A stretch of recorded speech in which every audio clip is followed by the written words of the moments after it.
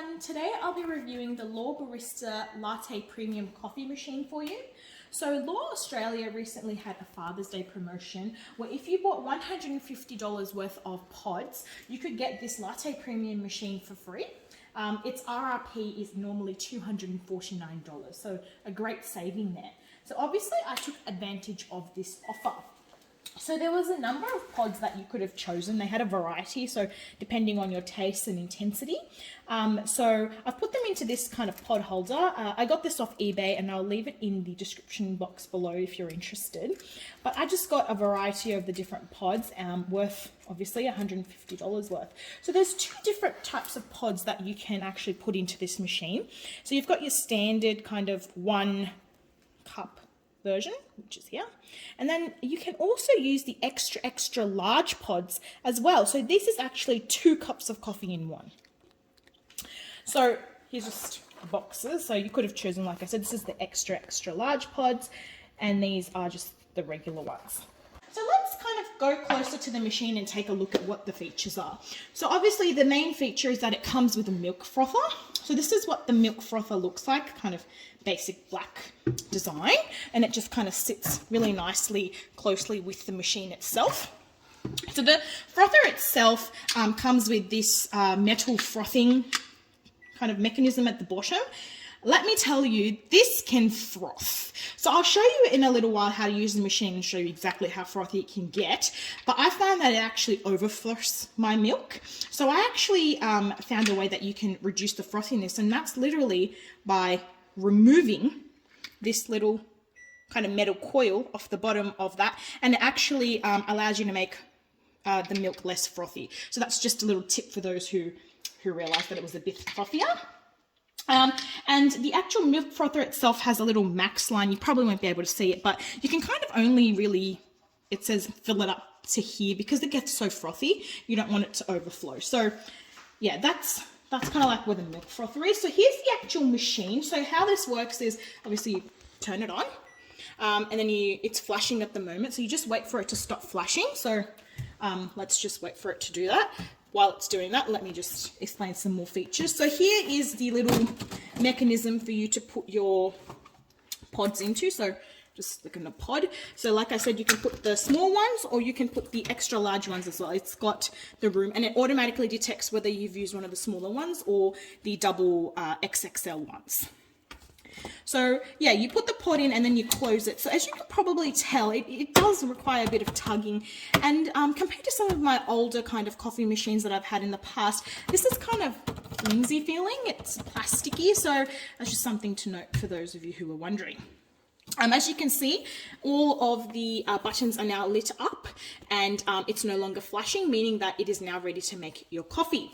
So at the back here, you've got your little water tank. So it's actually removable for ease, so you can take this to the tap and just fill it up with water as you please, and then it easily kind of just goes back in.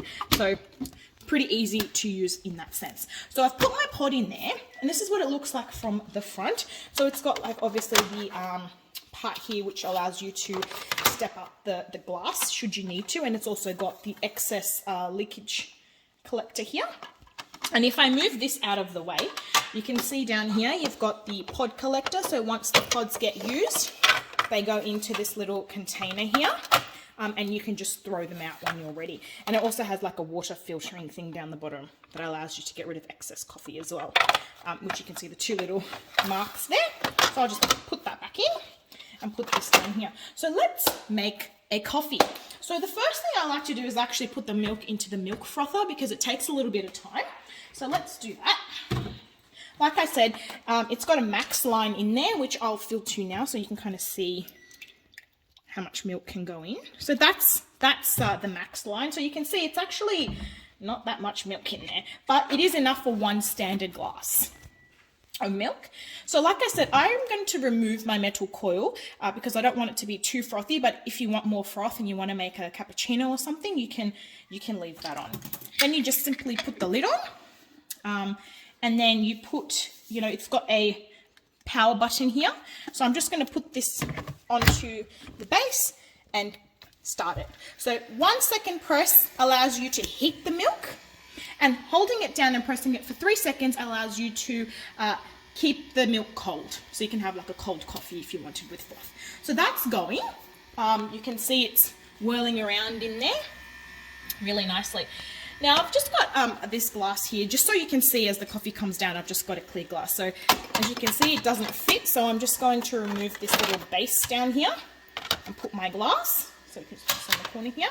So to make a coffee, depending on which pod you've chosen, so I chose the number 8 Lungo pod. So for the Lungo pod, it's saying to use the middle setting here. So you've got kind of like your smaller mill, your bigger mill, and then you've got your largest one. So this one makes a 25 mil, this one makes a 40 mil, and this one makes 110 mil coffee.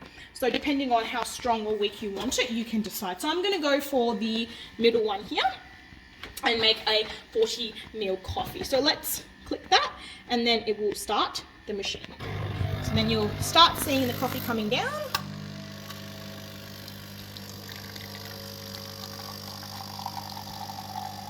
And you can see in the background our frother is still going. So there we are, we've got our coffee now. So I'm just going to let it, so again, it was flashing before and now it stopped flashing, meaning that the coffee is now finished, so you can move your glass when you're ready. Obviously at this point you can make another glass if you want to add more, totally up to you. So the milk frother has just turned off, it's no longer red, so that means it is now ready. So let's take a look.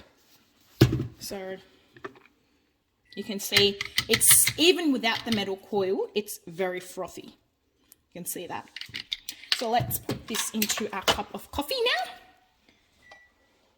now. And we've got a nice foamy layer as well.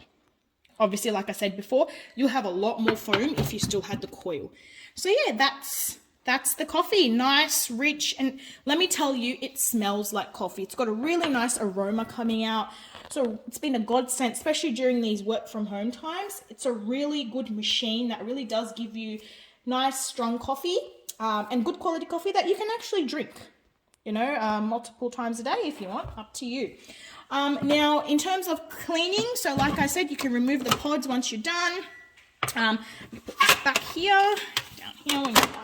And then with this, you just have to be careful when you rinse it out not to get the actual base wet, because obviously this is where the electrical mechanism is. So just rinse this out and it's ready to go.